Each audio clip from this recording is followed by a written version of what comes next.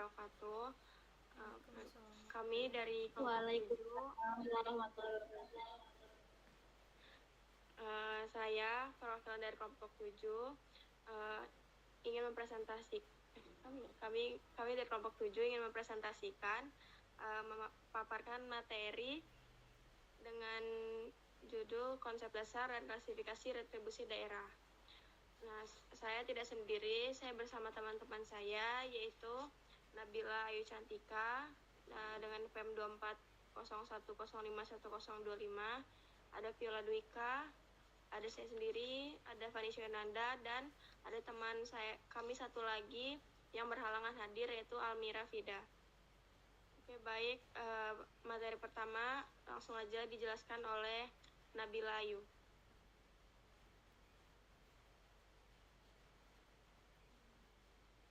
Baik, di sini kita akan membahas tentang karakteristik dan jenis retribusi. Retribusi itu memiliki ciri khas, yaitu pungutan yang diberikan sebagai imbalan atas penggunaan layanan atau fasilitas tertentu yang disediakan oleh pemerintah daerah. Individu atau badan dikenakan retribusi ketika mereka memanfaatkan fasilitas publik seperti parkir, pasar, atau perizinan mendirikan bangunan. Nah, tarif retribusi sendiri itu bervariasi berdasarkan jenis layanan dan peraturan di masing-masing daerah. Untuk memudahkan masyarakat, jadi pemerintah itu telah menyediakan berbagai opsi pembayaran termasuk melalui aplikasi digital, transfer bank, atau loket resmi. Next. Nah, di sini kita bakal bahas tentang jenis retribusinya. Jadi retribusi daerah itu ada 3, retribusi jasa umum, yang kedua retribusi perizinan tertentu, dan retribusi jasa usaha. Yang pertama, retribusi jasa umum. Retribusi jasa umum itu merupakan pungutan atas pelayanan dan dari pemerintah daerah untuk tujuan, kemanfaatan, dan kepentingan umum. Contohnya kayak pelayanan kesehatan, terus pengangkutan sampah, penggunaan alat berat milik pemerintah daerah, dan parkir di tepi jalan umum. Yang kedua, ada retribusi perizinan tertentu. Nah, jadi jenis retribusi ini merujuk pada pungutan atas pemberian izin tertentu oleh pemerintah daerah. Tujuannya itu untuk mengawasi dan mengatur setiap kegiatan pemanfaatan ruang, sumber daya alam, sarana prasarana, barang, serta fasilitas tertentu. Contohnya, izin mendirikan bangunan atau IMB, perpanjang izin memperkerjakan tenaga asing atau IMTA. Yang terakhir ada pengelolaan pertambangan rakyat.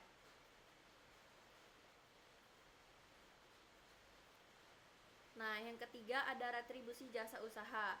Retribusi jasa usaha ini adalah pungutan atas jasa yang telah diberikan oleh pemerintah daerah dengan prinsip komersial. Pelayanannya itu meliputi penggunaan kekayaan daerah yang belum dimanfaatkan oleh pemerintah daerah yang belum disediakan pihak swasta secara memadai. Contohnya kayak tempat rekreasi, tempat olahraga, retribusi terminal, tempat penginapan, villa, dan pesenggarahan, dan lain sebagainya. Next. Nah, selanjutnya bakalan bahas tentang perbedaan retribusi dengan pajak secara yuridis. Secara yuridis, perbedaan utama pajak dan retribusi itu terletak pada kontraprestasi atau balas jasa, dasar hukum, dan tujuan. Pajak itu pungutan wajib tanpa imbalan langsung, sedangkan retribusi itu pungutan atau jasa atau fasilitas langsung dari pemerintah. Pajak itu membiayai pengeluaran umum, sedangkan retribusi itu untuk layanan tertentu. Nah, perbedaannya itu kalau retribusi itu mendapatkan kontraprestasinya langsung seperti parkir, sampah, atau izinnya, sedangkan pajak itu, pembayar pajak itu tidak menerima manfaatnya langsung. Lalu yang kedua ada retribusi itu untuk menutup biaya layanan jasa atau perizinan yang diberikan, sedangkan pajak itu untuk membiayai pembangunan umum. Terakhir, hanya wajib bayar jika menggunakan jasa atau fasilitas tertentu, sedangkan pajak itu wajib membayar berdasarkan kepemilikan, penghasilan, atau transaksi tertentu. Next. Nah, ini ada klasifikasi jasa umum, jasa usaha, dan perizinan tertentu kayak yang tadi udah dijelasin. Nah, ini ada kayak beberapa contoh-contohnya. Kalau jasa umum itu pelayanan kesehatan, kebersihan, parkir, pelayanan pasar. Sedangkan jasa usaha itu kayak tempat-tempat rekreasi, terus tempat usaha, grosir, pertokoan, pelelangan ikan, tempat parkir tadi, tempat yang khusus, terus tempat penginapan. Terus yang perizinan ini ada persetujuan bangunan, gedung, terus ada penggunaan tenaga kerja asing, yang terakhir ada pengelolaan pertambangan rakyat. Selanjutnya materi akan dijelaskan oleh teman saya Viola.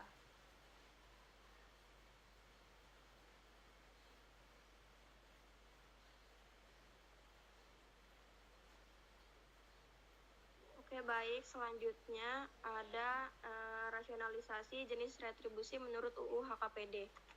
Jadi UU HKPD itu berlaku per 5 Januari 2024. Nah, pemerintah ini melakukan rasionalisasi itu karena untuk memangkas jumlah objek retribusi dari 32 objek itu menjadi 18. Nah, hal ini dilakukan untuk mengurangi beban masyarakat dalam mengakses layanan publik. Terus, secara garis besar tuh retribusi daerah ini diklasifikasikan ke dalam 3 jenis utama. Yang pertama tuh ada retribusi jasa umum. Nah, retribusi jasa umum ini meliputi pelayanan yang disediakan atau diberikan pemerintah daerah untuk tujuan kepentingan dan kemanfaatan umum serta dapat dinikmati orang pribadi atau badan. Selanjutnya ada retribusi jasa usaha. Nah, ini tuh meliputi pelayanan yang disediakan oleh pemerintah daerah dengan menganut prinsip komersial. Dan yang ketiga itu ada retribusi perizinan tertentu. Pelayanan perizinan tertentu oleh pemerintah daerah kepada OP atau badan yang dimaksudkan untuk mengatur untuk pengaturan dan pengawasan. Next. Nah, pemerintah menghapus retribusi itu ada syarat dan ketentuan kriterianya. Yang pertama itu biaya pungutannya itu lebih tinggi daripada pendapatan yang diterima. Yang kedua itu ada layanannya itu menghambat akses masyarakat terhadap kebutuhan dasar. Terus yang ketiga itu layanan yang fungsinya adalah kegiatan wajib pemerintahan seperti pengurusan KTP atau akta. Jadi karena penghapusan retribusi ini sekarang biaya pergantian atau pengurusan KTP dan akta ini tuh ditiadakan atau dihapuskan. Dan yang terakhir itu ada layanan yang sudah ditarik kewenangannya ke pemerintah pusat seperti izin gangguan atau HO. Oke, selanjutnya dilanjutkan oleh teman saya. Selanjutnya di sini ada penetapan tarif retribusi. Berdasarkan Undang-Undang Nomor 1 Tahun 2022 tentang hubungan keuangan antara pemerintah pusat dan pemerintah daerah atau UU HKPD, prinsip penetapan tarif retribusi daerah mengalami rasionalisasi untuk meningkatkan efisiensi pelayanan publik. Retribusi didefinisikan sebagai pungutan daerah sebagai pembayaran atas jasa atau pemberian izin tertentu yang khusus disediakan atau diberikan Pemda untuk kepentingan orang pribadi atau badan. Berikut adalah prinsip penetapan tarif retribusi sesuai UU HKPD. Diklasifikasikan berdasarkan jenisnya. Yang pertama ada prinsip umum, yaitu penetapan tarif berbasis biaya pelayanan, yaitu tarif retribusi ditetapkan dengan memperhatikan biaya penyelenggaraan pelayanan, kemampuan masyarakat, dan aspek keadilan. Yang kedua, perhitungan tarif, yaitu besaran retribusi terutang dihitung berdasarkan perkalian atau antara tingkat penggunaan jasa dengan tarif retribusi. Yang ketiga, ada peninjauan berkala, yaitu tarif retribusi ditinjau kembali paling lama 3 tahun sekali dengan memperhatikan indeks harga dan perkembangan perekonomian.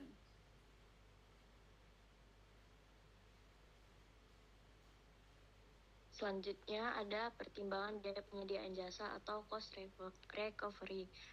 Cost recovery adalah prinsip bahwa tarif retribusi ditetapkan untuk menutup biaya yang dikeluarkan pemerintah daerah dalam menyediakan suatu layanan.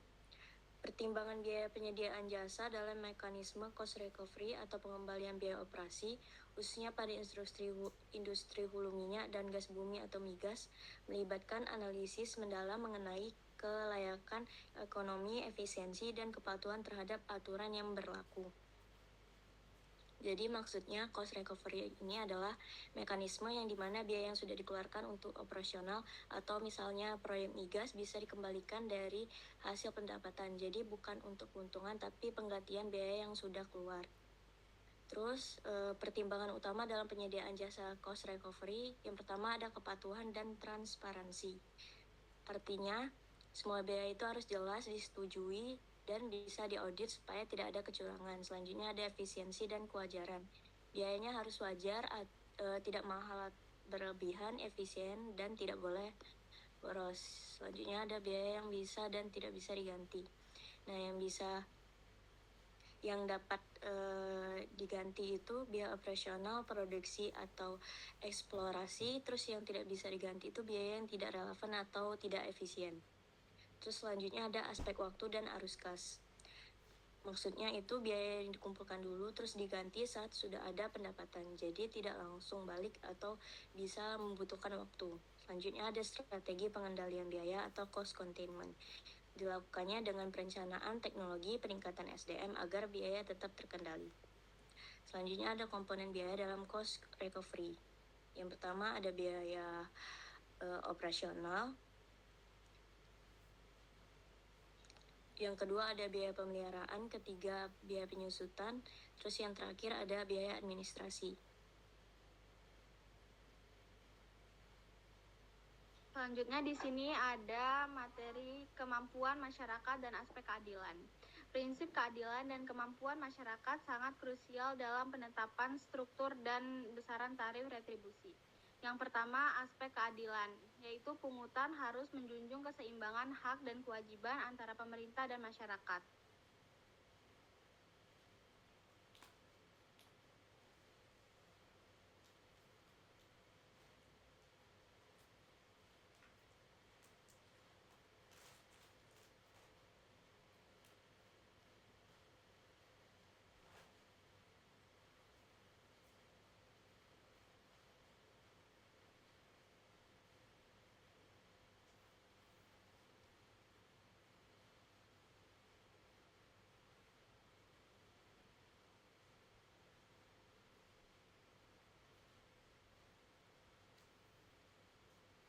Maaf diulangi, jadi yang pertama itu ada aspek keadilan, yaitu pungutan harus menjunjung keseimbangan hak dan kewajiban antara pemerintah dan masyarakat serta tidak diskriminatif.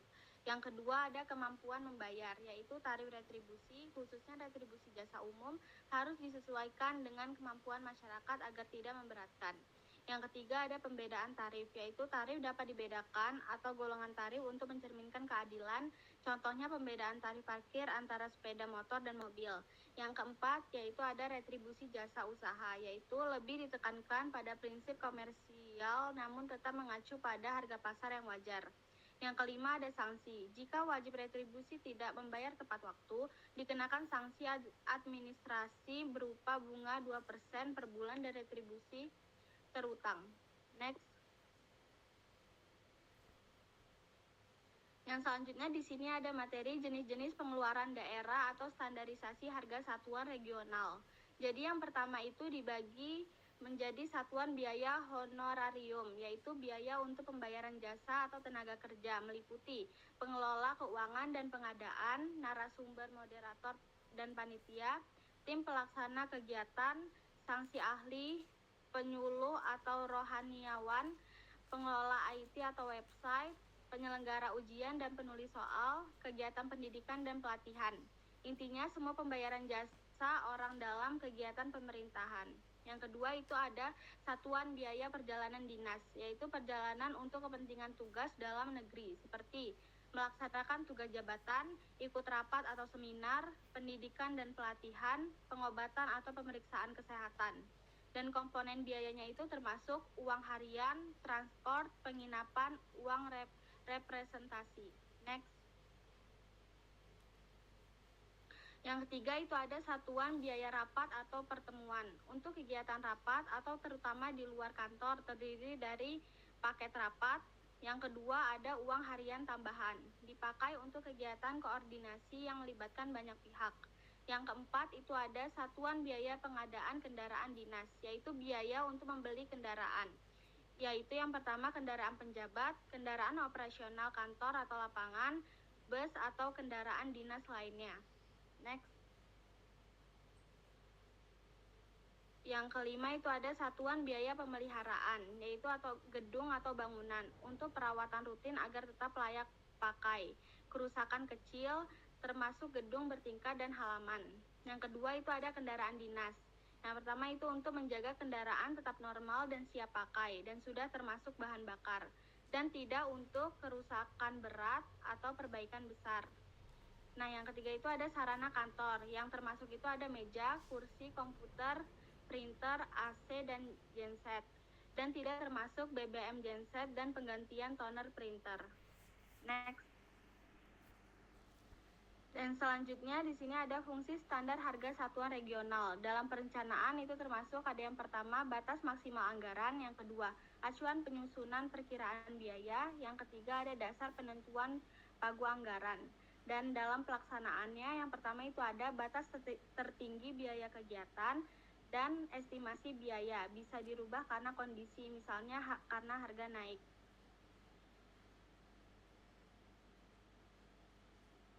Selanjutnya ada objek dan pengecualian retribusi.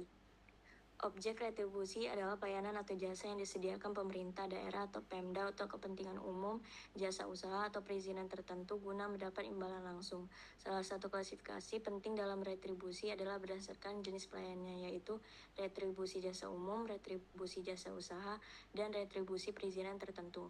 Ketiga jenis ini memiliki karakteristik dan tujuan yang berbeda, meskipun sama-sama memberikan manfaat langsung kepada masyarakat. Selanjutnya ada pengecualian retribusi. Pengecualian retribusi ini merupakan kondisi di mana suatu pelayanan yang diberikan kepada masyarakat tidak dikenakan pungutan retribusi oleh pemerintah daerah.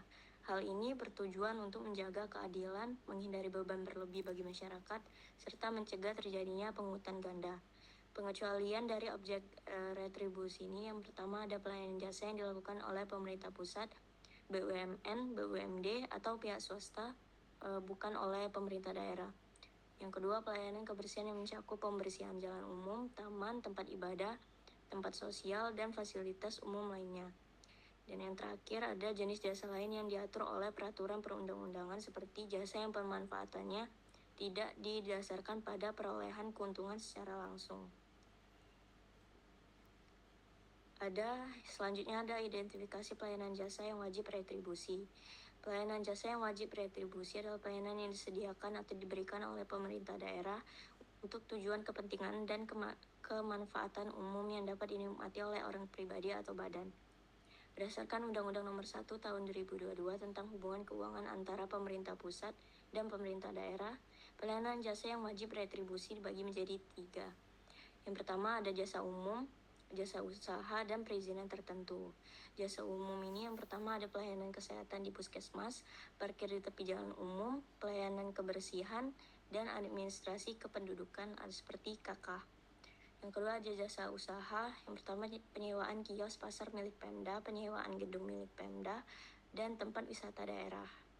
Dan yang terakhir ada perizinan tertentu, seperti persetujuan bangunan gedung, izin trayek, izin gangguan, dan yang terakhir perpanjangan izin tenaga kerja asing.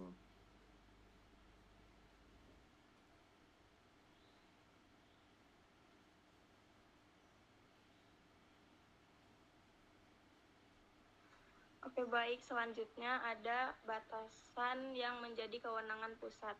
Nah, jadi berdasarkan Undang-Undang Nomor 1 Tahun 2022 tentang hubungan keuangan antara pemerintah pusat dan pemerintahan daerah atau UU HKPD, terdapat rasionalisasi retribusi daerah di mana beberapa jasa pelayanan yang sebelumnya itu dipungut daerah kini dihapus atau diambil alih oleh pusat atau tidak boleh menjadi objek retribusi. Nah, rasionalisasi ini tuh dilakukan agar Pemda itu fokus pada pelayanan dasar tanpa pungutan, namun tetap didorong untuk meningkatkan pendapatan dari pajak daerah. Next. Nah, jadi ada 4 jasa umum yang dikenakan yang dihapuskan dari retribusi. Yang pertama itu ada urusan pemerintahan absolut atau jasa yang berkaitan dengan apa ya? Lupa gitu. Kok piala berhenti?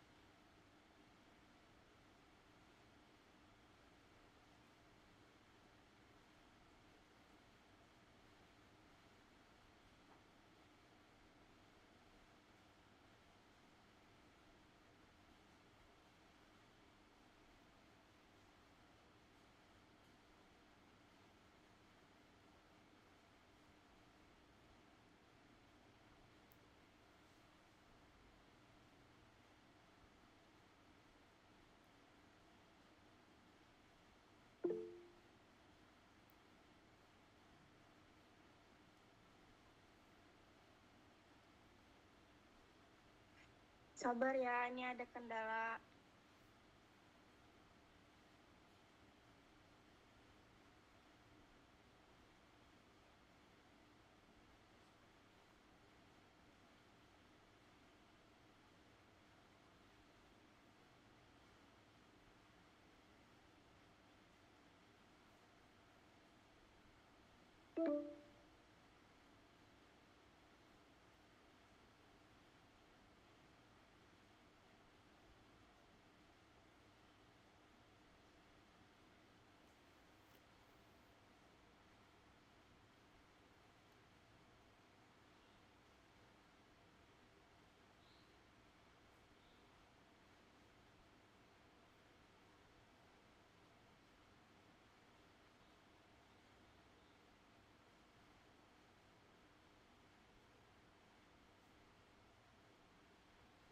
Oke, baik.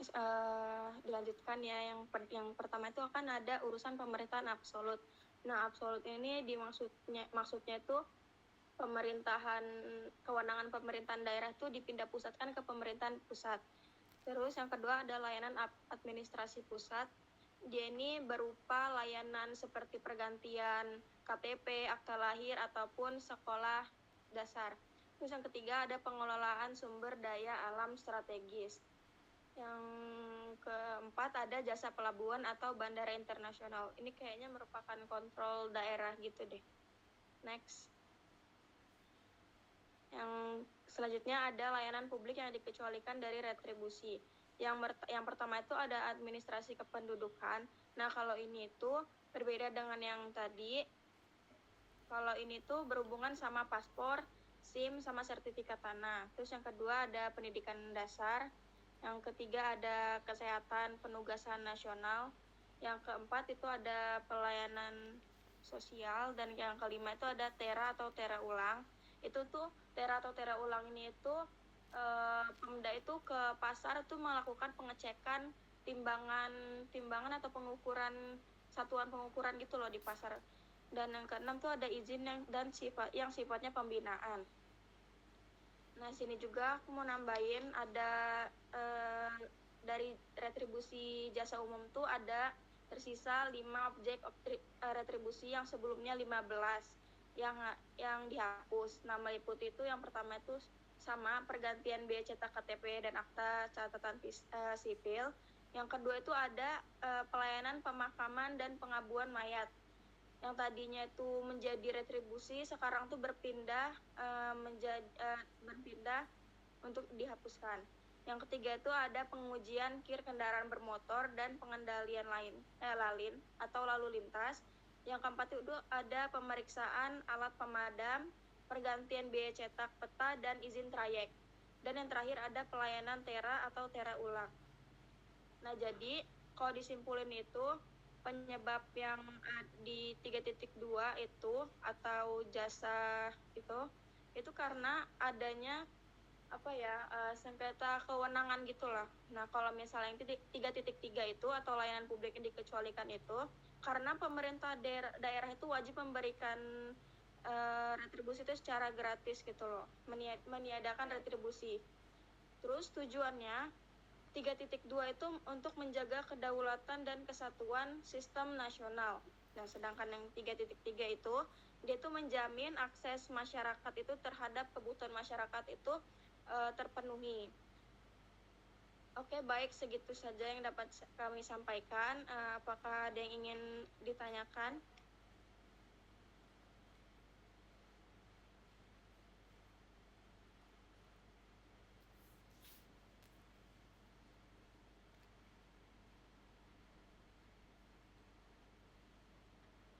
Nggak ada ya? Oke, baik. Begitu saja materi yang dapat kami paparkan. Terima kasih atas perhatiannya. Wassalamualaikum warahmatullahi wabarakatuh. Waalaikumsalam. Waalaikumsalam warahmatullahi wabarakatuh.